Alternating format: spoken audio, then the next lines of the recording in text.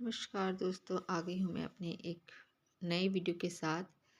ये जो आप सवाल देख रहे हैं, ये 2021 प्रीलिम्स का पेपर है, जिसमें आप देख पा रहे हैं कि यहाँ पे सहायक नदियाँ दी हैं और नदियाँ दी हैं। इनको आपस में मिलान करना है, तो इसके लिए ज़रूरी है कि आपको सहायक नदियाँ पता होनी चाहिए कि किस नदी की कौन सी सहायक नदी है। तो बेतवा तो चलो ठीक है, बेतवा सबको पता है, शिप्रा भी ऑलमोस्ट पता है, तवा भी पता है।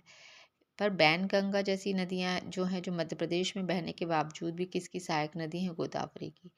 तो इसी को लेकर मैंने एक वीडियो बनाया है, जिसमें मैंने उन नदियों के बारे में बात की है जिसको आप लोग पढ़कर नहीं जाते हो।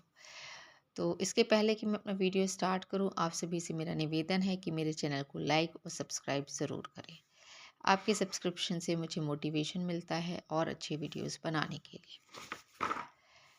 तो जैसे कि आप देख पा रहे हैं, सबसे पहले हम पूर्णा नदी के बारे में पढ़ेंगे।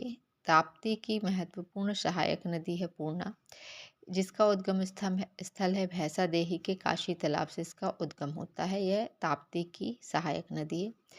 दूसरी है तवा नदी, यह नर्मदा की सहायक नदी है। इसका उद्गम स्थल छिंदवाड़ा के सतपुड़ा की महादेव श्रेणी से हुआ है। तवा नदी की सहायक नदियाँ बाएं ओर से फोपस है, माचना है, सुखतवा है। दाईं ओर से मालती और देनवा है। शिवना की सहायक नदियों के बारे में बात करें तो ये चंबल की सहायक नदी है। इसका उद्गम स्थल रतलाम जिले के पिपलौंदा से होता है। मंदसौर में शिवना नदी तट पर ही प्रसिद्ध पशुपतिनाथ का मंदिर है। काली सिंध जो है वो चंबल की सहायक नदी है। इसका उद्गम स्थान देवास जिले की बागुली तहसील के बरझारी गांव के समीप विंध्याचल से हुआ है। काली सिंध की सहायक नदी है लखुंदर नदी, नेवज, आहू, परवान। परवान ना होके क्या है, हाँ परवान ही है।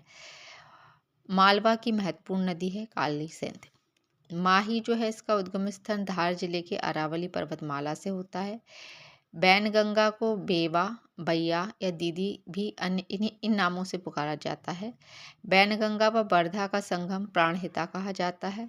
बैनगंगा सिवनी जिले से निकलती है और जो गोदावरी की सहायक नदी है। इसके बाद हम टोंस के बारे में पढ़ेंगे।